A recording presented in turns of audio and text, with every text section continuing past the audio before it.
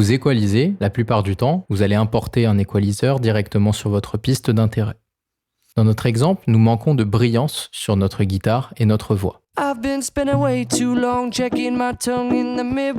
Nous aurions simplement à insérer un EQ et à booster les aigus de chacune des pistes. Le problème est que ces aigus vont se cumuler ensemble et ainsi risquent de devenir trop importants si les deux pistes sont combinées. Il faudra donc moins booster les aigus sur une piste pour faire la place à l'autre. Dans ces cas-là, pensez plutôt à la technique de l'équalisation parallèle.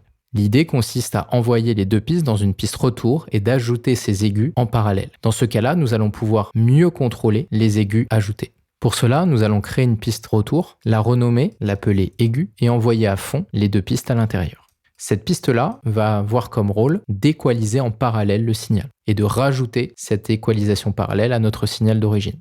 Nous allons mettre un EQ et allons nettoyer les basses fréquences pour les isoler. Écoutons maintenant les aigus.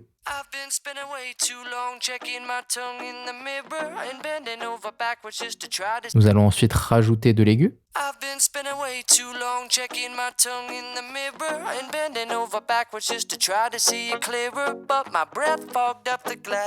Le problème est que désormais, la voix va être trop boostée. Nous allons compenser ce boost par une compression des aigus. Nous pouvons utiliser simplement le preset DSR du compresseur d'Ableton.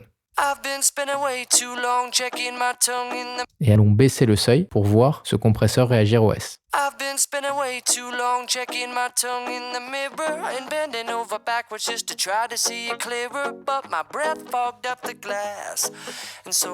Nous avons alors un boost constant dans les aigus non agressif. Et c'est cette piste retour que nous allons mélanger avec le signal d'origine pour obtenir des aigus beaucoup plus contrôlés et doux. Écoutons désormais l'ensemble avec la piste retour.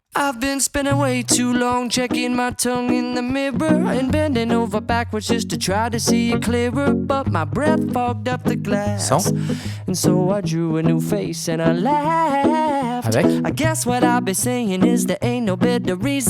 Nous obtenons désormais de la brillance, mais de la brillance contrôlée, à l'inverse d'un simple boost d'EQ sur nos pistes individuelles.